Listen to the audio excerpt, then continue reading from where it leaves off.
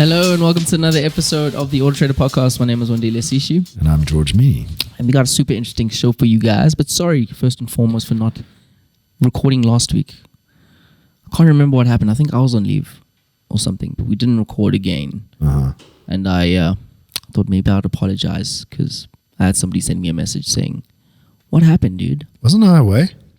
Were you away?" I don't know. Why are you apologizing when I was away? Well, I'm apologizing on behalf of... You could have just sat you by yourself and put a I don't think people want cardboard cutout here.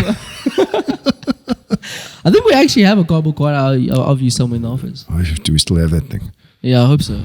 Hopefully I can find it. I'll bring it into the show. Just out of interest, why do you have a sticker over your camera? You're probably the third person to ask me that today. It's a habit that I've always had. Is it a gamer issue? I've just always been paranoid. And I used to, before I was at AutoTrader, I was at a fintech company, and I don't know, they scared me. They scared me straight. Okay. And now and sometimes I do find the little green lights turning on, but I realize that it's FaceTime that I accidentally press. Oh. But yeah, it's okay. Yeah, it's just a... I wonder if that's a thing. If people get spied on through if people actually get spied on through their own webcam. I'm sure it happens. You know, because I think that light has to turn on if the cam's on. Yeah. Like, I don't think you can get around that. I don't think any hacker can switch that off. I know it depends on the hardware you have. Yeah. Yeah. I don't think you do it on. I don't know if you're going to get that right on the Mac so easily. Yeah. Yeah, I don't think you can. Yeah. Anyways, last week was one of the most incredible races I've seen in about 2 years. So you know what? Last week was an example. Singapore is what we're talking about. Yeah. Was an example of how Formula One should be. Oh, it used to be. Well, that is the formula. No, I can't remember when it used to be that way. What, close racing? Yes. Throughout? I mean, the last good, 20 years, laps. Yeah. No, the last 20 laps of that race. Yeah. Maybe 15 laps of that race was nail biting. It was absolutely... I haven't. Don't shoot me for this, but I was actually in Hamilton's corner for that race. I was like, after 2 years, 3 years now. No, finally, slowly converting you. No, you won't convert me. But I mean, so I'm who I'm supporting at the moment is not even known to me. I mean, at the beginning of the season, you decided that you were going to be rooting for Alonso. Yeah. But then I liked the way Norris was driving, and Leclerc sometimes kind of like, but Perez. Yeah, Perez fell off. Anyway, nonetheless, so last 20 laps. Who I'm supporting is anybody at the moment that can beat Verstappen. That's who I'm supporting. Yeah, 100%. I'll put that shirt on. I think everybody literally in the world, all the F1 community, that they were fed up with what was going on. And to be fair, the only reason why we had such a brilliant race is there's clearly something that was wrong with the Red Bull car, and it just allowed for Well, I mean, from what I read, it was a regulation that the FIA imposed around the flexing of the wings. Yeah, there was a new directive. Yes. But they denied it. Red Bull's completely denied it, and they're saying that they're actually seeing some improvements. So Suzuka might be the real test to see if. Yeah. So was it the Singapore track, or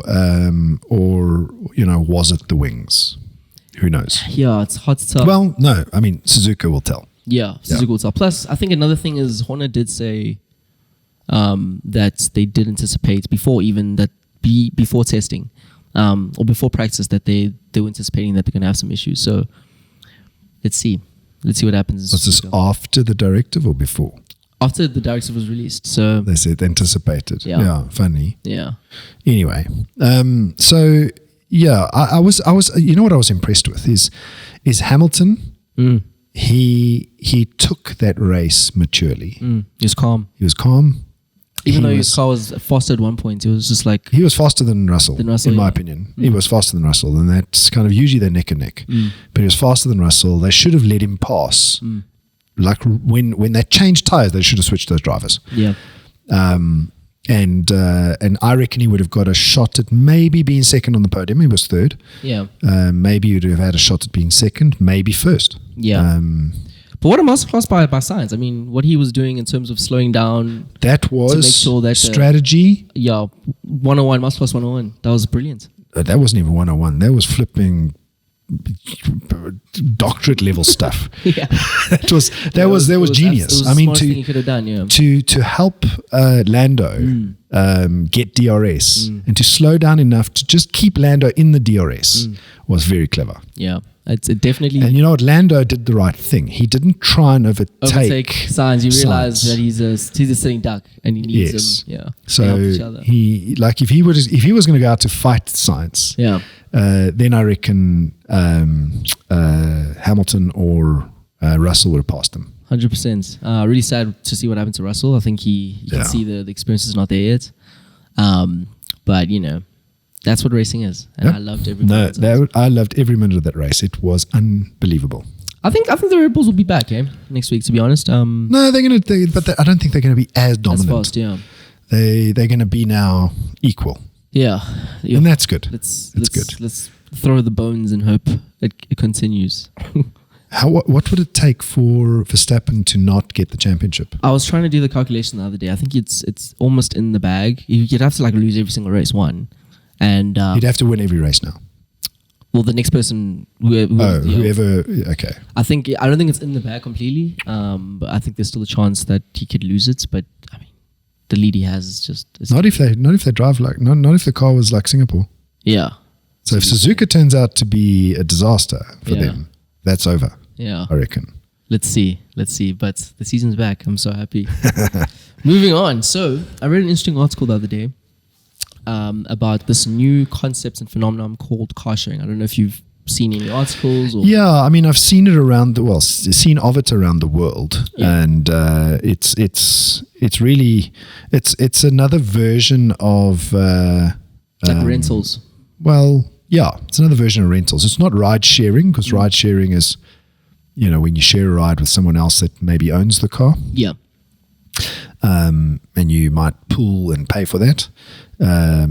But this is a case of your car standing for most of the day. You're in the office and you park it outside and somebody else comes and they're able to rent it from you. Exactly that. And it's through an app. So it's not like you have to go to like an Avis or whatever and fill in affidavits and stuff. It's all through an app. And they have little depots and people renting out their cars you can use. I don't know if I did.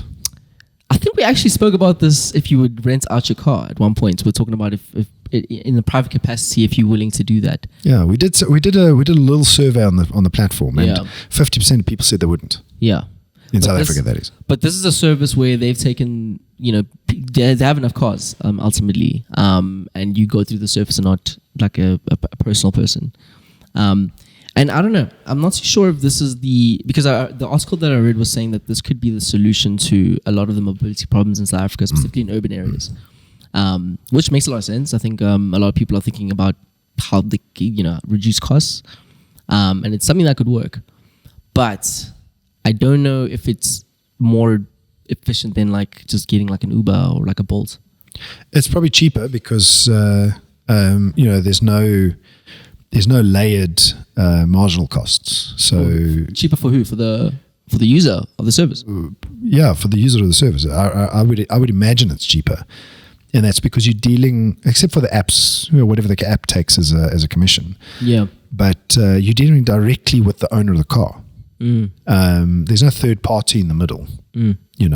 As I say, except for the commission that the app might take, which I don't know whether that's expensive or not. But with the ride-hailing services, it's quite complex. There's the ride-hailing services fee, then some of that goes to the driver, and the ride-hailing service actually controls it. So there's lots of layers of cost there. So the biggest, in terms of a user who would be doing this, the person who would be doing a car sharing service would be someone who wants to go on a trip, for instance, or extended use. Whereas I think the big difference with ride-hailing is just A and B, drop me off. Yes, it's more extended than ride-hailing. Yeah.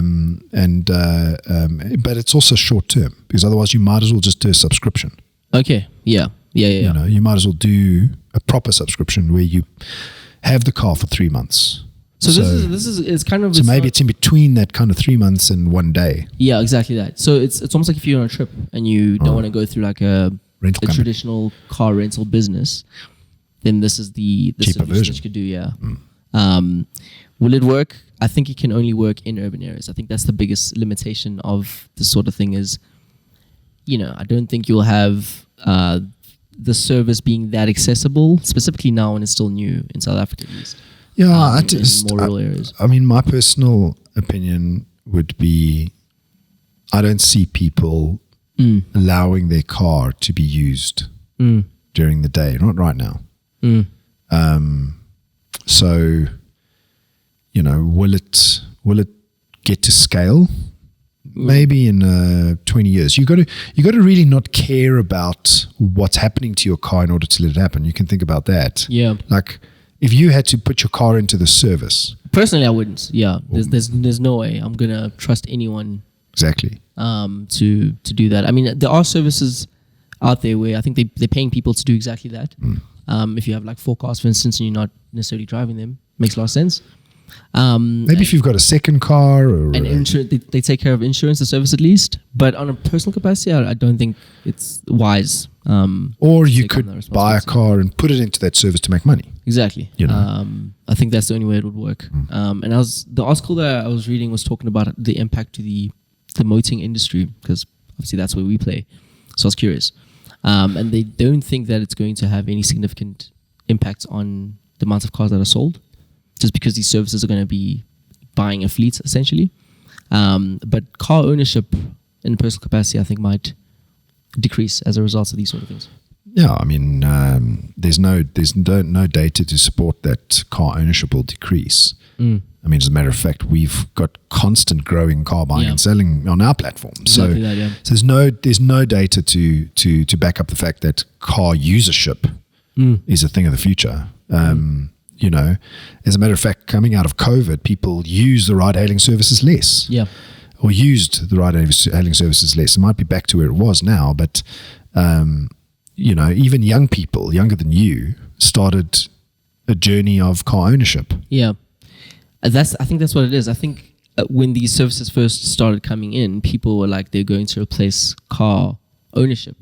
But I still use Uber, and I still prefer to have my own car. It's a utility. It depends on what you're doing. What the situation is, if you're going to go out and have a drink, you'll use Uber. Exactly. If you're going to commute to work, then use your car. Because it's more convenient, and it addresses the need that I need for them. So it's low cost. Yeah. Right? Yeah. Whereas going out for a drink... One-time thing. Very often. Yeah. Let's see what happens. I know there's a few services that are creeping up. Let's see how the space grows. I mean, mobility in general is cool, specifically in our country. Cause it's a bit of a buzzword. Mobility. Not very much has bucked the trend of ownership, buying and selling. Nothing, not much has bucked it. Globally or in the South African context? Globally. Yeah. People still want to own their own cars. Buy cars and own them the traditional way. Yeah. It's the cheapest way. Yeah. It's by far the cheapest way. I mean, the only thing that'll probably change that is if the technology changes. So like robo-taxis. Exactly that. Yeah. I think maybe, or people putting in this type of service in terms of car sharing. Car sharing. In this type of service, if you create a little business that has 3 or 4 cars and you put it into the service, then you've got a business going there, right? But people's personal cars in that service, that person's still going to have their own car, right? Yeah, they'll have their own car, which isn't in the service. Yeah. So, but putting your personal car in there, like you said, you wouldn't do it. Yeah, personally, no, not here. But, I mean, have you looked into any of the income or costs of that service? So I know that the one service that I did look at, they would pay you 7,000 Rand on average. That's kind of they draw card. 7,000 Rand a month for your car to be used. So the platform pays you. The platform will pay. You don't pay per ride. So I don't know if there could be different models. So I think it just depends on the service you are. But the one that I saw was they would pay you 7,000 Rand for your car to be used by the service. Interesting. Yeah. So yeah, I don't know. Some cars, in terms of your financing, might even be more than that. So it takes a very specific sort of scenario where that would be applicable. Yeah, I think. Yeah. Moving on. Speaking of, on the same topic, so we just launched car subscriptions. So I was hoping that maybe you could give us a crash course on exactly what that is and why anybody should like consider that option. Well, I mean, let's just kind of tell everybody what we've done. So, as AutoTrader, we're a car marketplace, right? Yep. We connect the buyer and the seller, and we try and, I mean, what we're doing over time is trying to digitize the journey in between the buyer and the seller. That's what we're trying to do. A lot of that fulfillment still happens in the dealership, and I don't see that going away very soon. And the reason is because car buying and selling is complex. It's a complex thing. There's lots of players involved. There's the bank, insurance companies, finance, FICA, licensing, the buyer themselves, the seller. It's not just about the car being bought or the car being sold. So there's a lot of complexity there. So that's the first thing. Inside that complexity, there is an inherent problem, and that is finance approval. More people get disapproved for finance than get approved. Okay, I didn't know that. That's so there's a whole contingent of people who can't get into a car because they just can't get funded. They can't get financed. They might have a job, they're earning a salary, they might have bad credit history, they might have, been in COVID and lost their jobs, and they've got that hangover, and banks might be turning them down because the criteria is stringent and they can't get over the hurdle. So what else do you do? Ride hailing. Ride hailing, expensive. Yeah. Okay. Okay. To come to work and back every day with ride hailing would be expensive. Going to a car rental, also expensive. Same thing. Day-to-day car rental, also expensive. Yeah. I mean, you're looking at north of 700-800 rand a day. And then there's public transport. That's the only other option. Which is almost non-existent in this country, right? And sometimes unreliable. So this is to address the contingent of people who get turned down by the banks. Okay. Effectively. Yeah. So we've got a couple of hundred dealers that are on board, and what happens is we've partnered with 2 car subscription companies, and what the car subscription company does is buys the car from the dealership, gives it to the consumer under a rental agreement, almost like a rent to buy agreement. Okay. And the consumer effectively gets funded that way. So is it rent to buy, or is it just, so let's say I just wanted it for 6 months. I'm somebody who's in the country for 6 months. I don't want to go through financing a car for 6 months. Is this a solution for that? Yes, because you can get out of the contract. So I don't have to do like rent to own. I can also just do renting for, subscription for 6 months or whatever. Well, yes, because the contract has exits. Okay. So there are penalties to exit. Yeah. But as long as you're upfront with the rental company. And I'm going to be exiting at this point. Yes. Okay. And then they buy the car back from you and give it to the next consumer to sell. So if you want to sort of do this, what's the steps? So you just go to the sites and then. Well, you go to our platform, number one, and you'll see the cars that are available for subscription, and then you're able to apply. But I'd say first things first, make sure you are being turned down by the banks. Okay. Because, what are the pros and cons? I think, maybe cost. Okay. Cost. So it's always going to be cheaper to be funded by one of the major banks. Yeah. It's always going to be cheaper. But if you want this as a shorter term solution, then and you don't want to have to, end up. Yeah, I mean the risk is higher, right? So naturally the cost is going to be slightly higher. Exactly. And this launched it's about a few days ago. It went live yesterday. Yeah. Well, no, it went live midnight last night. Yeah. So it's super fresh. Obviously, we don't have any data to see how people are interacting with it, but I think it addresses a serious, not as serious, but a kind of a prevalence issue in the country. So you see what happens. It's definitely nice to know that there's support out there for people who need this sort of thing. Well, I mean the reality of the situation is, like I said earlier, there's more people turned down for finance than there are accepted. Yeah. And that's got nothing to do with, any problems in the banking system. It's just the consumer can't get funded because of affordability or because of credit history. How long does it take for you to be approved for this sort of, for the service? To my knowledge, it's straight away. Okay. Yeah. So it's not like a 3-day, week-long waiting. It's not even like that in the dealership. Yeah, but I'm just saying, if you have to wait a few. Yeah, in the dealership, you get the bank will tell you immediately if you straight away approved or not. Yeah. As long as you provide the documents, they'll give you an indicative kind of offer, and then you've got to provide FICA, proof of income, all that stuff. Same thing, yeah. Okay. Same thing, yeah. Well, there it is. It's definitely if it's something that might be interested to you, it's on the website. If you go to AutoTrader at the very top, there's a little button that says car subscriptions. Now, George, before we leave, the team has decided to introduce a brand new show on the AutoTrader YouTube page called RoastMyRide. And I don't know if you've seen this on YouTube. There's a few guys who are doing this. I've seen this roasting story. Yeah. Where if you want to... You're going to make me cringe. Yeah. And I was unfortunately the first person that you raised my hand to get my car roasted. So we're going to be launching the series. And if it's something that you also want to participate in, please do send us your car. And the team will... You're not talking to me. You're talking about the listeners, right? Yeah. And the team will hopefully roast it. Please bring your car as well. Let's roast your car as well.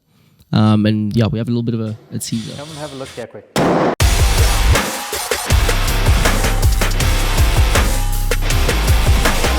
Have you actually taken a look in the door cards?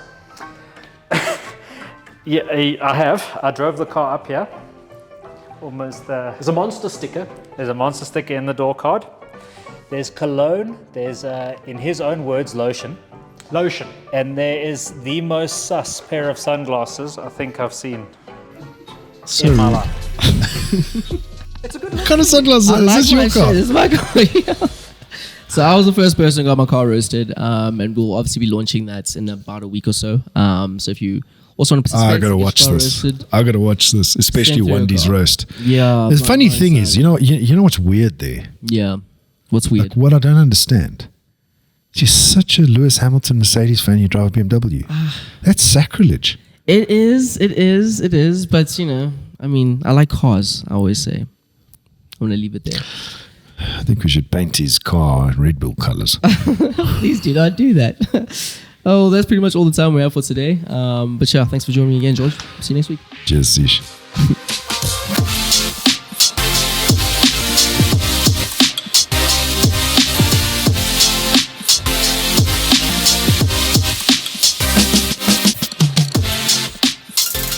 Search AutoTrader.